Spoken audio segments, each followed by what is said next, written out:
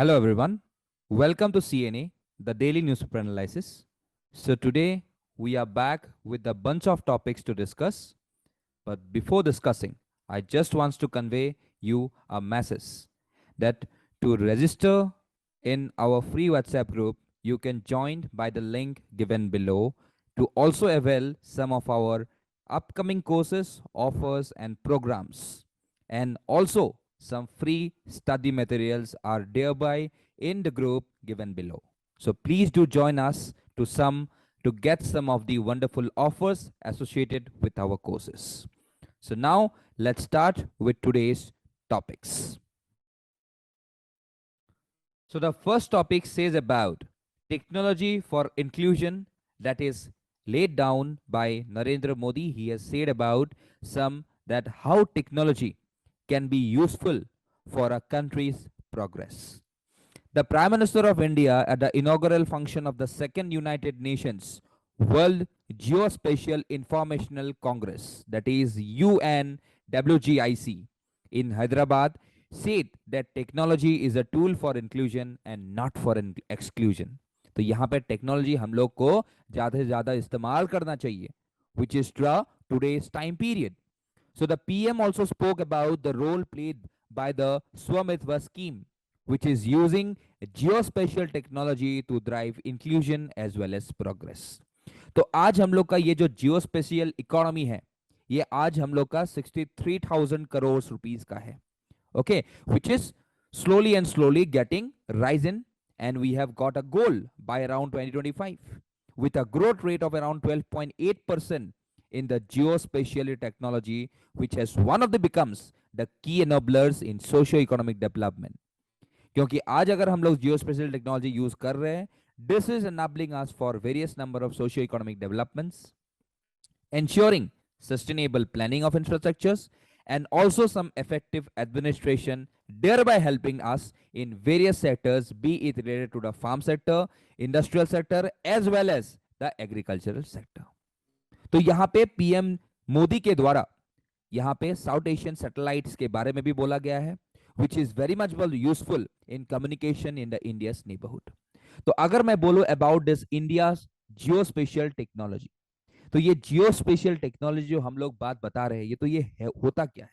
C, this geospatial data today is the data about various objects, events or phenomena that have a location on the surface of the earth. So this geospatial technology is an emerging field of study that includes geographic information system, remote sensing and global positioning system.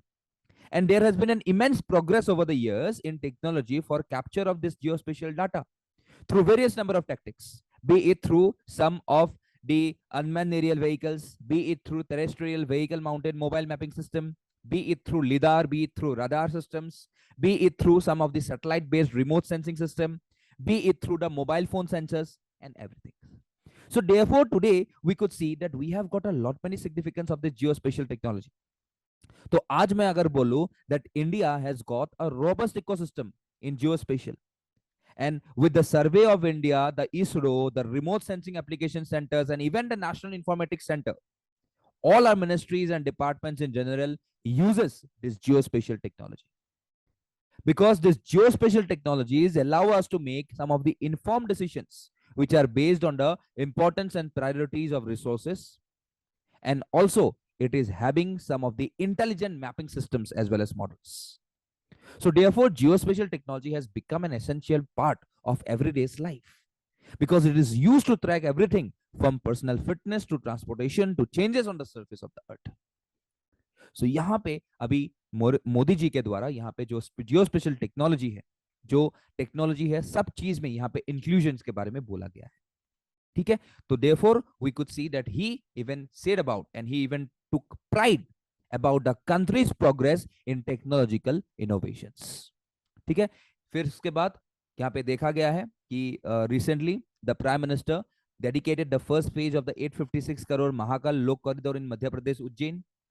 ठीक है, तो ये जो महाकाल लोक है, it is a 900 meter long corridor and obviously it is today some around the first phase was directly done out of this 856 crore project.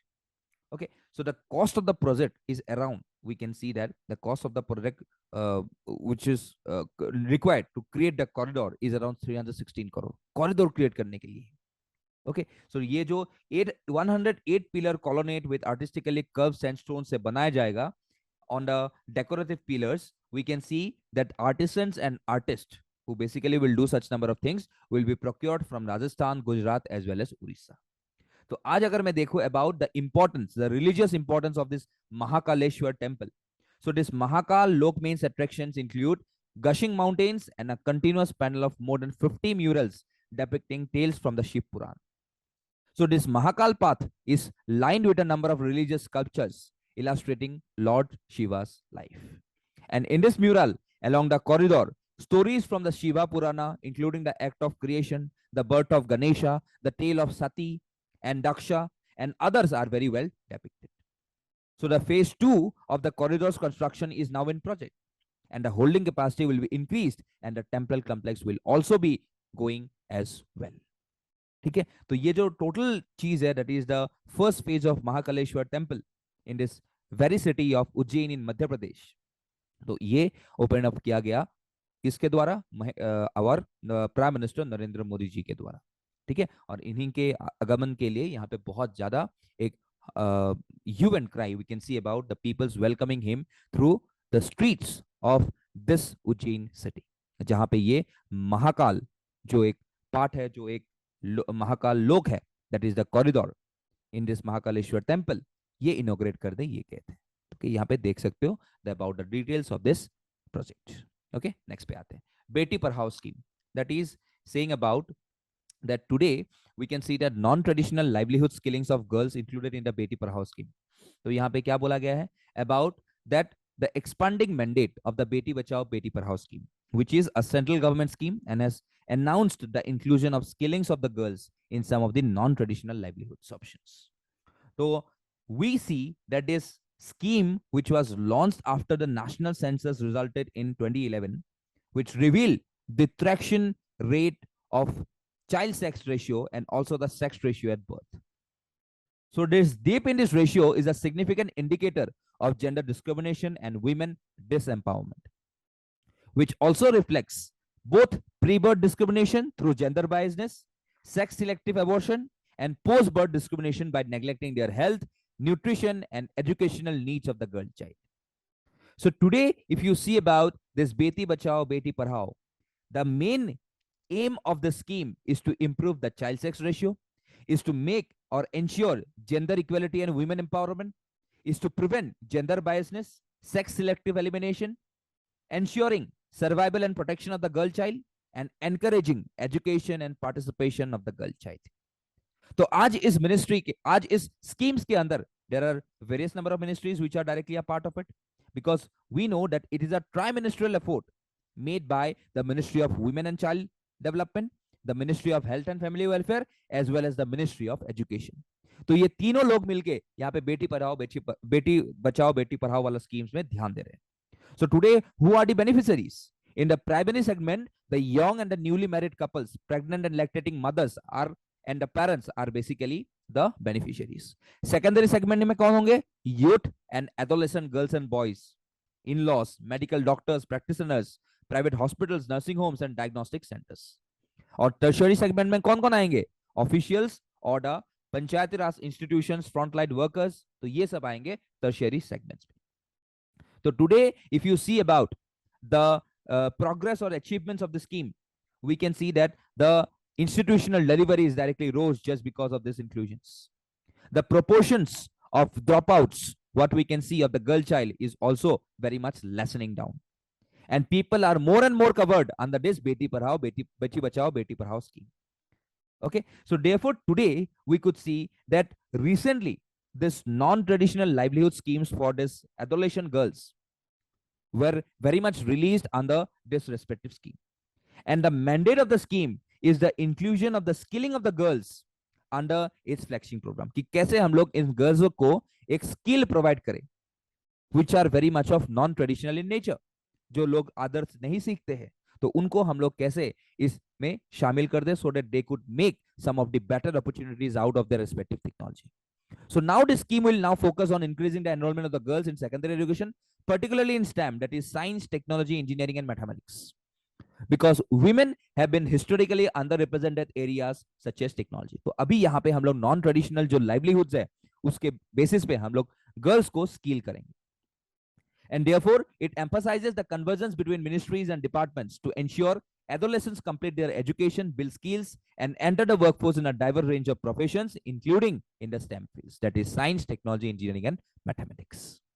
तो इसी के बेसिस पे today we could see that this program, that is a Beti Bachao Beti Padhao scheme, today is very much killing the girls with some of the non-traditional livelihoods, which from the earlier times has not been taught with respect to the girls. ठीक है, तो यहाँ पे main focus किस पे है? STEM पे है, that is science, technology, engineering and as well as mathematics. ठीक है, तो ये बताया गया है अबाउट बेटी बचाओ बेटी पढ़ाओ स्कीम. ठीक है, चलो नेक्स्ट पे आते हैं. RTI plea piled up. तो ये क्या हो रहा है? We can see that in today's time, आज अगर मैं एक दो रिपोर्ट पढ़ भी रहा था कि there are some around 3 lakh RTI pleas that is piled up across India. 3 lakh सोच सकते हो. तो in the period of 2019 it was around 2,18,000. 2021 तक आते आते ये 2,80,000 बन गया. और अगर 2022 का मैं अगर डाटा ले लो जून तक का पहले हाफ का, it is around 3,15,000. So today you could see about the RTI pendency in our country, and according to a report published by Satark Nagrik Sangathan, the backlog of appeals or complaints is increasing in commissions every year. ये बताया गया है इन लोग के द्वारा. तो we know about the right to information. तो RTI is an act of the parliament that sets out the rules and procedures regarding citizens' right to information, and it replaced the former Freedom of Information Act of 2002. And under this provision, any citizen of India may request information from public authority, which is required to reply expeditiously or within a period of 30 days. So now we can see that with the introduction of the RTI in India, there has been a variety of internal and external pressure on the governments to adopt the RTI, because RTI के through से हम लोग corruption and scandals को हम लोग tackle कर सकते हैं. We need to modernize the society, and we need to make some of the pressure on such a number of governments who are not performing well. So today we know about that the right to information in India is governed by two major bodies. एक है Central Information Commission और दूसरा है State Information Commission. But this all, though they have got the powers to receive and inquire into a complaint from any person regarding information request under RTI Act 2005, but still we can see a lacuna under these agencies, because today we know about this RTI is very much subjected to restrictions. The RTI being an integral part of the right to freedom of speech is subjected to restrictions that can be imposed under Article 19 Clause 2. तो यहां पे जितना भी rules भी है उस rules में भी बहुत ज्यादा लिमिटेशंस है. सो देयरफॉर यहां पे जो गवर्नमेंट डाटा प्रोवाइड करते हैं, तो only information which is available, readily available to them, are only accessible through RTIs, and certain informations are not directly released on the basis that they are directly breaching the privileges. So therefore today we have faced a lot many number of challenges, and because of which some of the larger number of files are directly piling up. तो यहाँ पे बता दिया है कि like the highest number of pendency cases was in Maharashtra, followed by Uttar Pradesh, followed by Karnataka Central Information Commission at Itna, and Bihar at Itna. And two information commissions, that is Jharkhand and Tripura, out of 29 across the country, have been completely defunct for 29 months and 15 months. देख सकते हो. तो 1-1.5 साल 2 साल तक तो ये dysfunctional हो रहा है. Manipur, Telangana, west Bengal, Andhra Pradesh are without chiefs at the moment. कोई वहां पे चीफ इलेक्शन इंफॉर्मेशन कमिश्नर ही नहीं है. So this is the plight of today's things. That is the RTI. Because the RTI enables the citizens' right. It leads to transparency, anti-corruption tool, empowered people's voice, strengthen democracy. ये कुछ भी नहीं हो रहा है आज. Though in some of the cases in 1976, Supreme Court ruled that the right to information will be treated as a fundamental right. लेकिन आज फिर भी हम लोग का यहाँ पे fundamental right का violations हो रहा है, because we are not getting the due rights associated with this RTI. So therefore today it is well recognized that RTI is path breaking, but has not proved sufficient to improve governance in its capacity due to various shortcomings. So we need to improvise a lot so that we could make some of the speedy disposal. We could prioritize the cases. Also, going for digitalization will make RTI filing very much of easy as well as swift. Also, reducing various number of technologies, which makes this RTI not reachable to some of the lower sections of the society. And they find it quite difficult to comply with the protocols or procedures because of the presence of these technologies. So therefore, protecting the whistleblowers is also one of the requirement of such number of RTI. Because the persons who are whistleblowers are often targeted and attacked so easily, and the impending bill should be passed so that we could protect these whistleblowers through the Whistleblowers Act. We could give some of the protection to such people who are bringing out the corruptions in an office. तो ये हम लोग को करना पड़ेगा, तब जाके हम लोग थोड़ा बहुत आरटीआई का जो केसेस है, जो पाइलिंग अप है, उसको कमा पाएंगे. ओके, नेक्स्ट पे आते हैं. Russia levels Meta terrorist group. तो ये रशिया के द्वारा जो फेसबुक के पेरेंट कंपनी है Meta, it is directly designated as a terrorist organisation by the Russian government. तो यहां पे आ रहा है क्या, that the reports directly claims that the meta platforms of the United States had been added to the list of terrorists and extremists in Russia after Meta was convicted guilty of extremist activity in Russia in March, and a Moscow court rejected its appeal in June. And at the time, Meta's attorney testified in the court that Meta was not involved in extremist activity.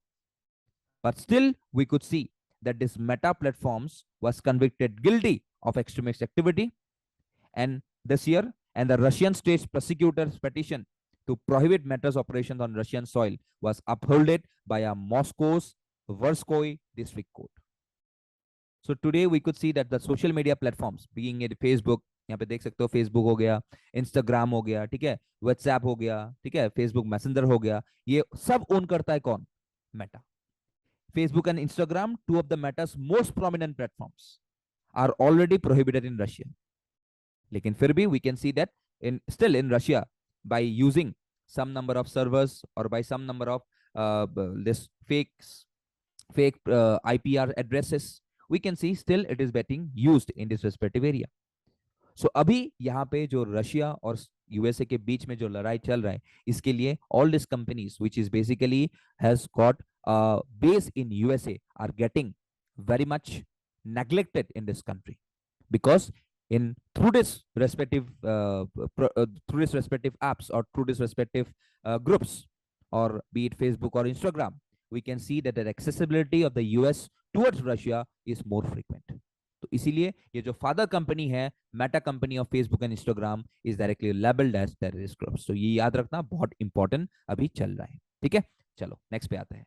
Lastly, editorial solution by people for the people. तो यहाँ पे दो theories के बारे में बोला गया है. एक थियरीज है किनीशियन इकोनॉमिस्ट एंड एक है फ्रीडमैन इकोनॉमिस्ट. तो यहाँ पे जो किनीशियन इकोनॉमिक्स ये बोलते थे कि they believe that prices are somewhat rigid, fluctuations in any component of spending, be it consumption, investments or government expenditures, cause output to change. तो ये था. Supposedly, if government spending increases, for example, and all other spending components remains constant, then the output will also increase. समझ रहे हो क्या बोल रहा हूं मैं? Keynesian theories ये बोलते हैं कि like if the government spending increase, government अपना spending ज्यादा कर रहा है, and बाकी जितना भी components है, spending components है, remains constant, then the output will obviously increase. तो ये बताया गया है किसके द्वारा? कीनीशियन इकोनॉमिक्स थियरी के द्वारा. ठीक है, तो आज अगर मैं दूसरा वाला बोलूं अबाउट द फ्रेडमैन इकोनॉमिक्स, तो फ्रेडमैन इकोनॉमिक्स क्या बोलता है? Any entities greatest responsibility lies in the satisfaction of the share holders. जो भी एक इकोनॉमी का एंटिटी होता है, everything lies in the satisfaction of the shareholders. Therefore, the business should always endeavor to maximize its revenue or to increase returns from its shareholders. तो अभी यहां पे बात बोला गया है about the pursuit of GDP. तो हम लोग का GDP अभी तक हम लोग उस स्टेज पे नहीं पहुंचे हैं through which we could directly say that our GDP is very strong and is not susceptible to volatility. तो यहां पे वही बोला गया है कि both side agrees that growth in GDP, size of the economy measured in money terms, is very much essential. ये essential है भी. Okay, so today you could see about the ideology of minimum government with balanced budgets and low inflation has continued. Waves of protests were erupted around the world. आज पूरा दुनिया में slow down चल रहा है, दुनिया में इकोनॉमिक क्राइसिस चल रहा है. So citizens complain that the global financial system is very much of unfair and it protects the interests of the large corporations and the wealthiest people while common citizens fall further behind. So the 5 tracks for the solutions are ending poverty, addressing gross inequality. Ending poverty matlab it's directly a goal of the even the sustainable developmental goal. Ending poverty, no hunger, ये सब हम लोग का एक goal है. So addressing gross inequalities, empowering women is also very essential. Then making food system healthy for people and also the ecosystem for their respective work and transition to clean energy. तो आज हम लोग ethanol blending कर रहे हैं, तो ये हम लोग का मकसद क्या है? आज 10% कर रहे हैं, कल 20 करेंगे, एक दिन जाके हम लोग का 90% हो जाए. उसके बाद जो हम लोग का डिपेंडेंस है on crude oil will gradually reduce. And एक बार हम लोग का जो फॉरेन डायरेक्ट एक्सचेकर्स में हम लोग का कमी आ जाएगा, we are making less number of imports. So at some point of time, our GDP will slowly and slowly rise and will become a stable economy. So यहाँ पे वही सब बोला गया है कि what are the 5 tracks for the solution of such number of tough GDPs of such number of tough economical crisis system. और यहाँ पे गवर्नमेंट को वही फोकस करना पड़ेगा कि we should go for the concept of maximum governance and minimum governance, because maximum governance can only make a polity very much of successful in the coming future. तो यहाँ पे वही बोला गया है कि like a paradigm shift is required in the process of problem solving at global and national levels. And from the vertical process of experts at the top trying to understand complex systems through numbers and then imposing solutions on the people, to a literal process of problem solving by deliberations among diverse disciplines and dialogue amongst experts and citizens. So through dialogue, we need to change our approach. तो इस regard में मैंने बहुत बार बोला था about various shaped economies. तो उस shaped economy से हम लोग क्या कर रहे हैं? We are diverting from the very detrimental elements of GDP which has been showcasted in the near time of the COVID pandemic. तो आज ये सब जो रेगुलेटेड मार्केट्स है, ये सबको इकट्ठा आना पड़ेगा. Be it the G7, be it the G20, सबको आना पड़ेगा. And everyone should go with the ideology of minimum government. And therefore, everyone should go with a balanced budget so as to make such number of budget inflated lowly. And if such number of budget is inflated lowly, low inflation ho jata hai, then obviously in some point of time we will see that slowly and slowly the 3P slogan, people, planet and profit, demands a paragraph shift in economics. तो आज हम लोग को ये देखना पड़ेगा कि how the demands to include the needs of the people in the economic policy are becoming louder. जो मैंने बोला 3P slogan, people, planet and profit, ये बहुत इंपॉर्टेंट है. आज लोग प्लैनेट के बारे में सोचना पड़ेगा और प्लैनेट में प्रॉफिट्स के बारे में सोचना पड़ेगा. तब जाके we can see the changes that can be seen by people and also for the respective people of this planet. तो यहाँ पे वही सब बोला गया है about how to change the economical approach in every country during the tough times today the whole world is facing down. Okay, चलो, तो ये था आपके लिए editorial. Okay, so that's all for today. We have got some of the 5 MCQs. Please do attempt these MCQs in the comment sections.